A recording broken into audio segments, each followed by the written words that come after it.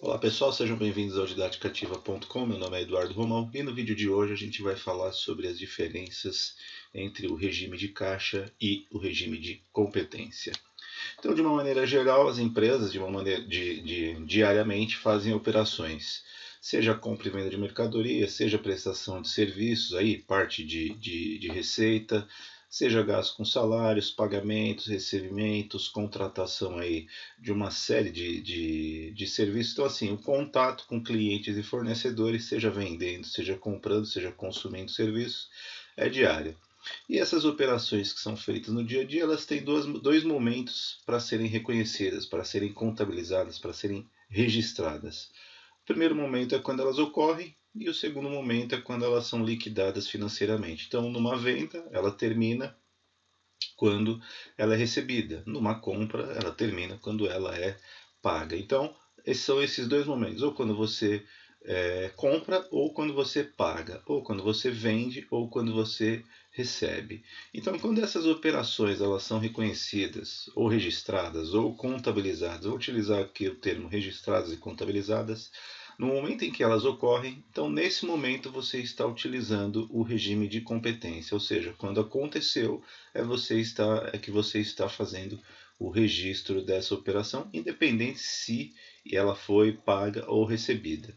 Já quando as operações, todas as operações que eu comentei, elas são reconhecidas, contabilizadas, apenas quando são liquidadas, ou seja, apenas quando são pagas ou recebidas, quando se transformam em dinheiro, seja entrada ou seja saída, só nesse momento é que você está reconhecendo aí o regime de caixa. Então, competência é quando acontece, caixa é quando é pago ou quando é recebido. Então vamos lá para os exemplos. Primeiro exemplo aqui, compra e venda de mercadorias a prazo. Quando é à vista, naturalmente o caixa e a competência são a mesma coisa.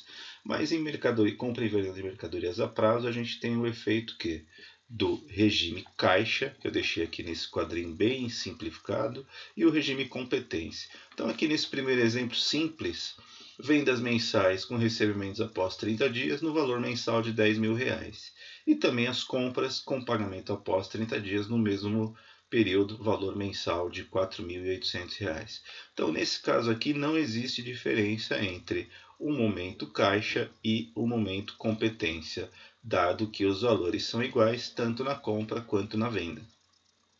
E aí a gente vê o seguinte, esse tipo de situação é extremamente incomum, ou seja, não acontece sempre de você ter uma receita fixa e de você ter uma compra fixa no mesmo período com os mesmos valores. O que normalmente acontece é o que a gente vai ver no segundo exemplo, que é o que? A mesma compra e venda de mercadorias, as vendas são de R$10.000, obviamente, como se depende da boa vontade ou das condições financeiras do cliente, a empresa não tem um controle 100% sobre quando ela vai receber.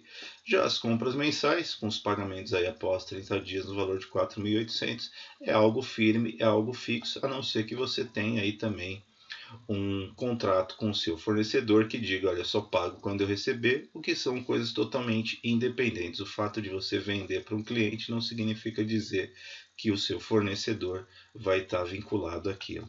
Então, aqui olhando para o regime de caixa, vocês vejam que os R$4.800 eu deixei em bases mensais e constantes, ou seja, você não tem como prorrogar esse pagamento. Já o seu recebimento do cliente ele está espaçado. Então eu considerei aqui que R$10.000 foi em janeiro, R$30.000 foi em abril, R$5.000 foi em maio. E aí, de uma maneira geral, eu distribuí aqueles R$10.000 mensais de acordo aqui com as condições do cliente, nosso cliente imaginário. E aí vocês vejam que nesse exemplo aqui, o efeito caixa em alguns períodos ficou negativo. A movimentação em alguns períodos ela ficou negativa. Já do ponto de vista da competência, tanto faz se pagou ou não. O que importa é que foi vendido, o que importa é que foi comprado. Ou seja, existia uma fatura de venda de R$10.000 mensais, que no total deu 120, e existia uma fatura de compra de R$4.800, também dando aqui os 57.600. Aqui eu só quis deixar em bases iguais no total anual, mas obviamente isso no dia a dia tende a ser completamente diferente. E aí agora, seguindo para outros exemplos, dá o exemplo aqui da despesa com folha de pagamento. Uma outra diferença que acontece muito, essa um pouco mais fixa aí na mente das pessoas, afinal de contas todos nós que trabalhamos recebemos aí salário e 13º. E a diferença aqui fica mais clara, porque do ponto de vista de caixa, esse salário de R$1.000 com esses encargos de 280 dá um total de 1.280 por mês, à exceção de novembro e dezembro, que é quando acontece o pagamento, aqui no caso da empresa, de 13º salário. Então, como o salário é de R$1.000, a gente está entendendo aqui que em duas parcelas, R$500 em novembro e outros R$500 em dezembro.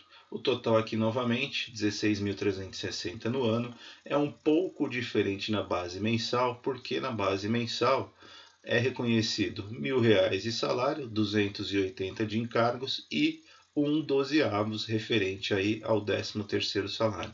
Então, se você pegasse aqui uma composição do seu resultado, você teria no seu o resultado da empresa, né? Você teria uma despesa mensal de R$1.363 e um efeito caixa apenas de R$1.280.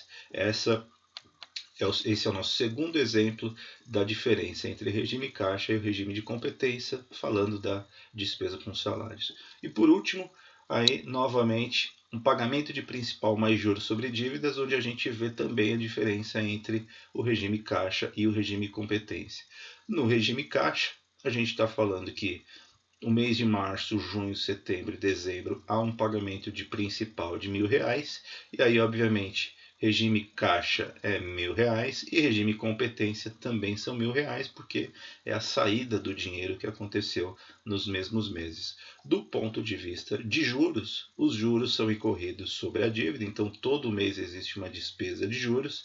Aqui eu simplifiquei para R$100, então existe aí R$100 mensais, independente se vai pagar ou não. A empresa tem essa despesa com juros, só que no caso do caixa, esse pagamento de juros, ele como é feito em base trimestrais, vocês vejam que em janeiro e fevereiro não acontece nada, mas em março, junho, setembro e dezembro acontece aí o pagamento, no caso aqui, em bases trimestrais desses juros. Então vocês vejam aqui mais uma vez a diferença entre o regime caixa e o regime competência.